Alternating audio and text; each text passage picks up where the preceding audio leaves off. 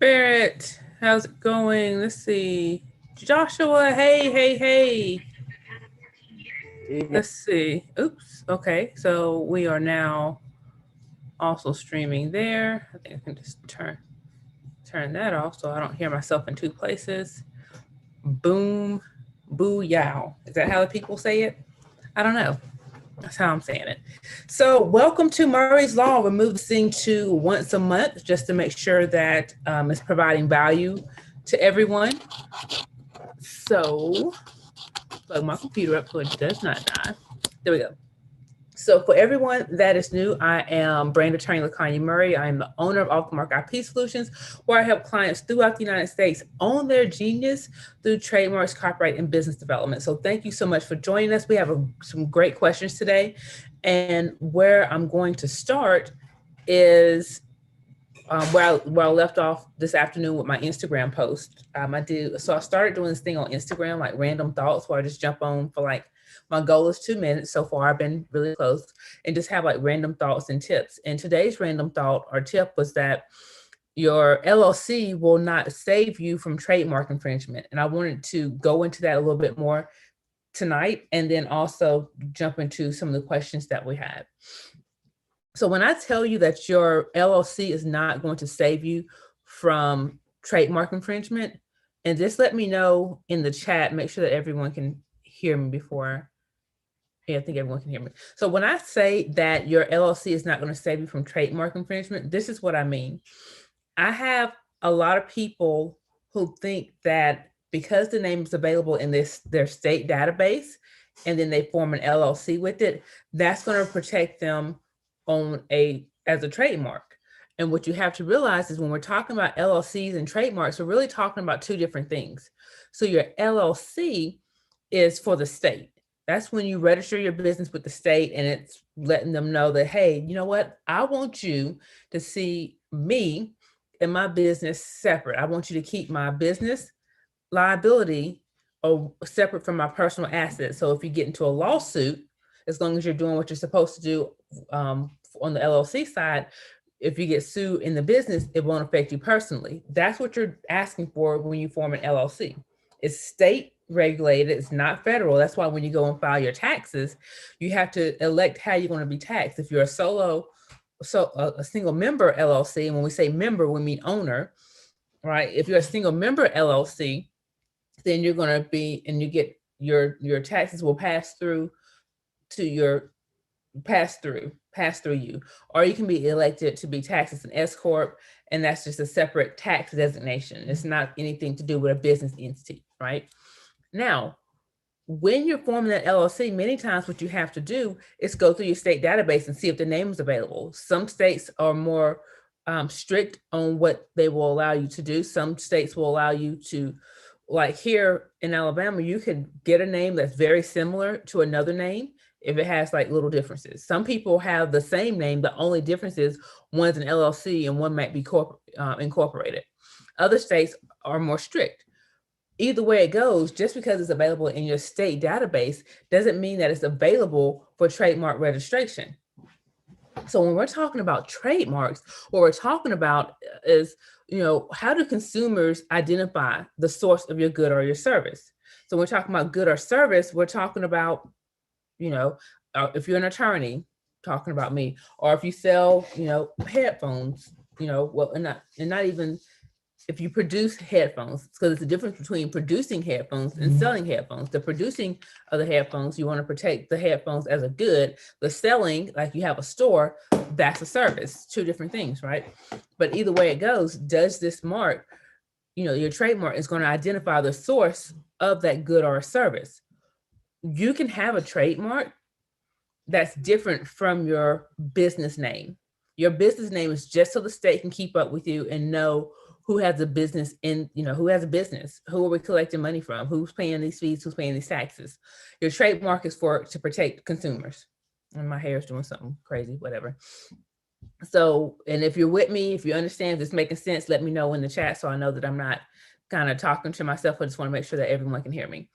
So when we're talking about your trademark in your LLC, it's really possible to have a LLC name that infringes on someone's trademark.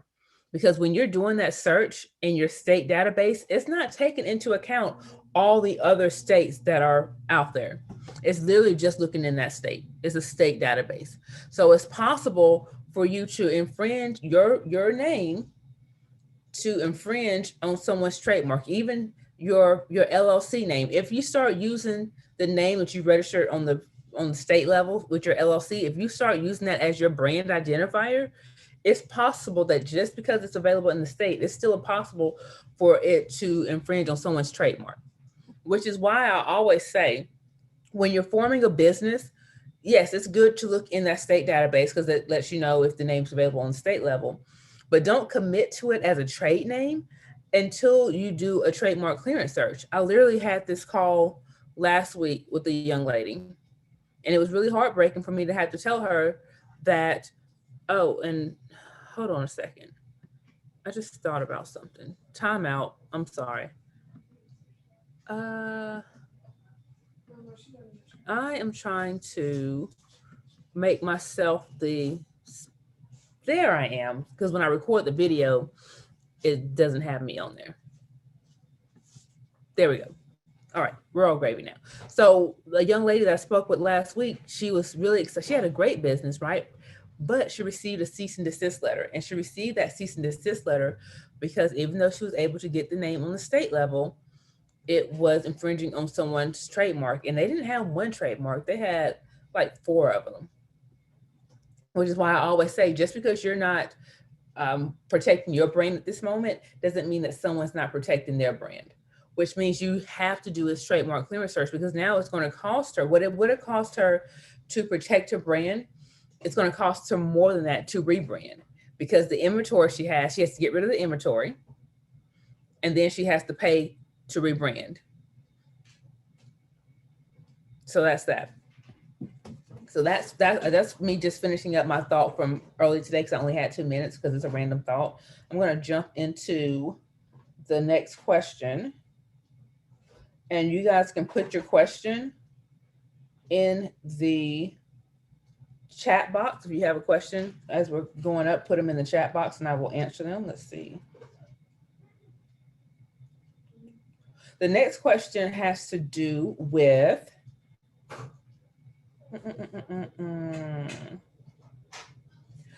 basically they're becoming I don't want to say influence, but they're doing YouTube, creating a YouTube channel and certain catchphrases, right? And they want to know, like, can I trademark this? Is this what you mean when you're talking about protect your brand and your content? Can this be protected? So when it comes to your YouTube channel, and even just your social media in general, so you have a YouTube channel, maybe your social media platform of choice may be Instagram or TikTok or something of that nature, right? When you're thinking about trademarks, what you have to realize is that trademarks protect brand identifiers. So if you have a service, right? And depending on if you have a YouTube channel, for example, your service can be education and entertainment in whatever field you're in. So my YouTube channel will be, business and law, education in the areas of business and law. So you can get a trademark for your name, which again, when you're forming a YouTube channel or a podcast, it's really important to do a trademark clearance search before you commit to those names. Make sure that they're available. And you can do that by doing a Google search. You can do that by just searching the name. And what you want to do is make sure is the name not just available for the YouTube or podcast, but anything that's related, right? So for instance, if there is a podcast out there with a name, but they also have a service, and that service is related to what you're talking about. So maybe you have the podcast, they have the service, but your podcast is related to what their service is. There could be a possible conflict, especially today when a lot of businesses are getting into creating content through YouTube and podcasts. So those are just kind of things that you need to think about as it relates to that. And then as it relates to catchphrases, and this goes into the question that's here in the chat, which is, hey, Tamara, can you clarify if a tagline needs to be trademarked along with the business name? So this goes in along with that. So when it comes to short phrases like catchphrases and taglines, catchphrases and taglines are two different things. And I think about catchphrases as short phrases, just treat things that people want to put on a shirt. So this one right here is a shirt that I got from Mess in a Bottle. And it says, "Be great today, the universe." Love this shirt, love the message, right? But this shirt, as is not a trademark because it doesn't identify the source of a good or a service. It's just a cute phrase on a shirt that makes people smile and happy, right? On the other hand, if you think about a short phrase as a tagline, like Nike's "Just Do It," Nike's "Just Do It" is actually a tagline because it identifies the source of a good or a service. They actually use that tagline in association with the good or service that they have. We have a trademark for our tagline, which is "Operate in your realm of genius while we operate in ours." That's our tagline, right? And we have a trademark for it because it identifies the source of a good or a service. So if you have a tagline, a short phrase that identifies the source of a good or a service, then that's a trademark and you need to protect it, especially if it is something that if you saw someone else using it to identify the source of their good or service, you would be upset about, right? And then I want to just kind of talk about this as well as we talk about, taglines for your business. I had the thought that when we're talking about trademarking and protecting our brand, right? Well, sometimes what people want to do is, well, I have my trade name, I have a logo, and I have a tagline. I want to save money, and I just want to put it all together and trademark it, right? And you can do that. But for the most protection, you need to trademark your trade name, your logo, your tagline, because trademarks protect same or similar. And if you have everything together, then the argument that something is infringing on your mark gets weaker if, let's say, they're only infringing on part of the mark. So you have this trade name, logo, and tagline all trademarked as one, but what someone else is trying to trademark is similar to your trade name, not everything else. So now if you were to protect this by itself, right, the argument will be that this is related to the other mark and will cause confusion. But when it's all together, that argument becomes a little weaker. So that's that question.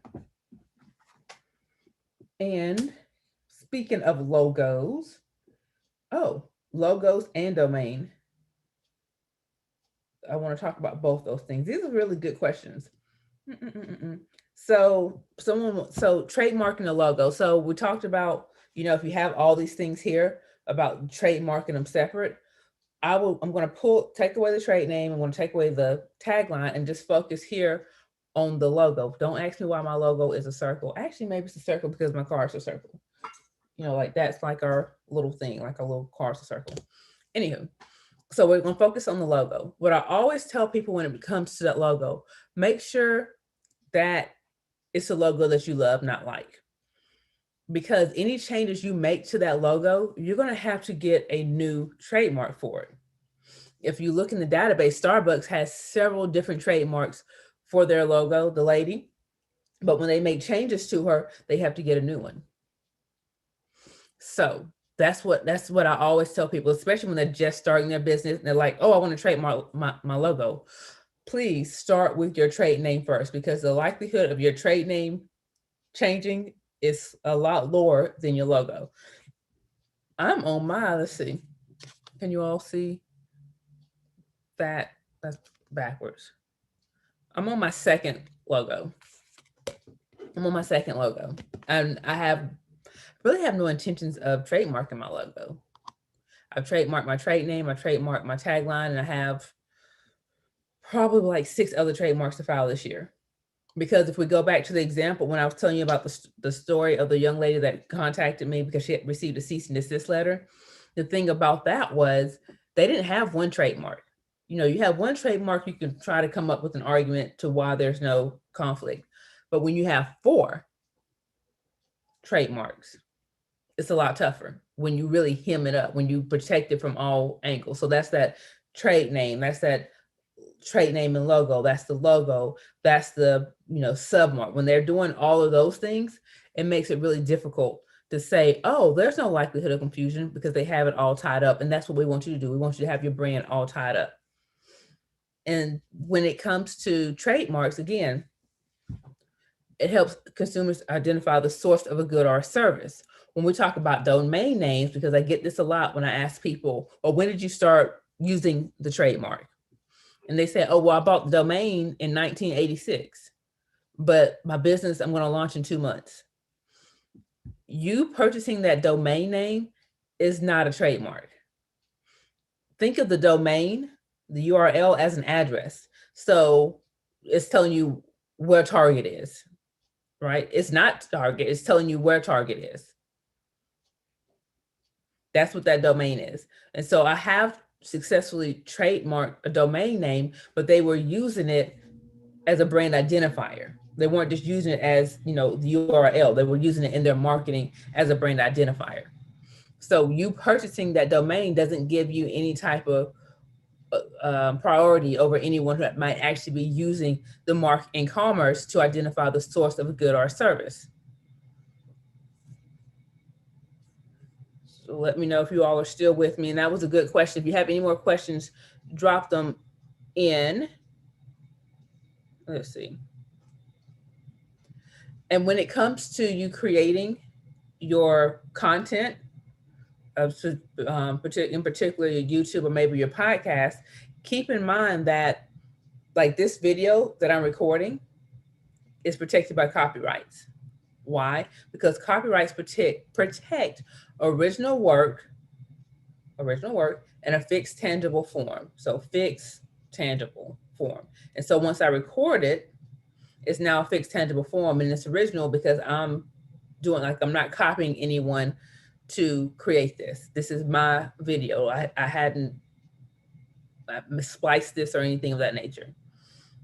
And the same thing as relates to podcasts. Just making sure. Okay, so those are the questions.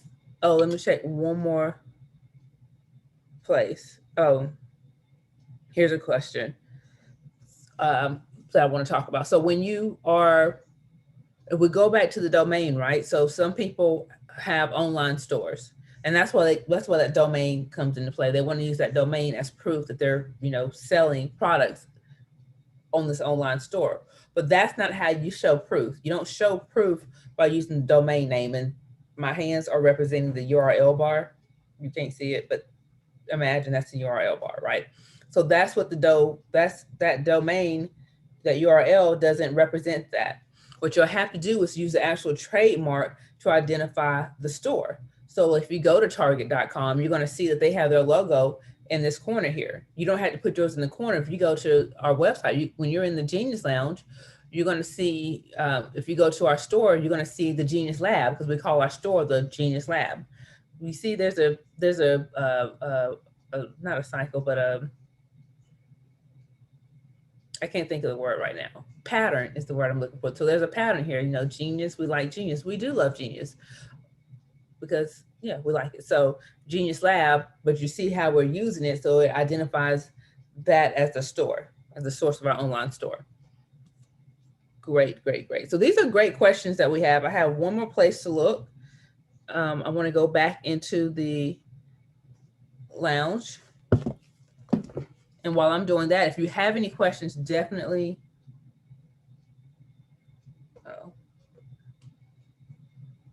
I'm waiting on this to pull up. So how's everyone's Monday? Just another frantic Monday. Come on. Well, apparently that's not going to work. So what I'm going to do is minimize my Zoom and come on over here. Great. Yay. I'm glad you're having a great Monday. Let's see. I want to come over here to notifications. All right. I don't see any more questions. But I'm trying to find you all in the Zoom. Good. Alea, my friend, is here. Hey, friend. I'm so excited. I used your trick, and I am also streaming to YouTube. Matter of fact, let me check YouTube because let me see. I don't want it to be in both places, but let me check YouTube to see if there are any questions. I feel like YouTube is like, have y'all watched that? If you have kids, have you seen that movie, Horton, Here's a Who? We are here, we are here, we are here. That's what I feel like. I don't know why my iPad is not picking up the internet. So I'm just gonna come over here to the real quick, my channel, and I'm live. Look at me live, and I'm gonna cut that volume down. All right, no questions as of yet. That works for me. All right, coming back over here. Oh, it's coming up. It's just really slow. Really, really slow. Okay, there we go. So those are the questions that we have today. So I want to make sure that you all make sure that you know that we have Murray's Law every second Monday. And you can log into your dashboard and just click submit a question, and you can submit your question, and then you'll be able to watch this replay by logging into the dashboard. All right. Since we have a little bit of time, let's see.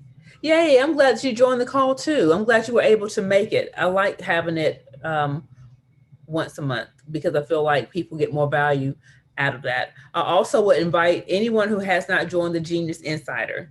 If you have not joined our legal membership program, please do so. Do so tonight. Go ahead and apply because it's a great program and it's at a very great price. You can't beat free consultations, free document review, discounted trademarks. Like you literally cannot beat that. You can go to thegeniusinsider.co for more information about our program. And that's all I have. We have 6 minutes. Does anyone, I'm going to invite my friend, Alea, can I invite you? Can I invite you? I don't want to just put you on the spot. Where's Max? Now that I think about it. Let me know if I can invite you. I'm drinking Black Girl Magic wine, like literally Black Girl Magic wine. Invite me where? What did I do? Oh, good. No, I just wanted to have you on. Let's see. Can I turn your camera on? Or can you turn your camera on? Or no? Oh, this is like Clubhouse. Okay, yeah. So you don't have to, yeah, that's right. You don't have to turn your camera off. You don't have to. But I just wanted to say, hey, how you doing? You know, we always talk a little bit afterwards. And so if anybody else wants to unmute and join. So after, matter of fact, how do I stop streaming?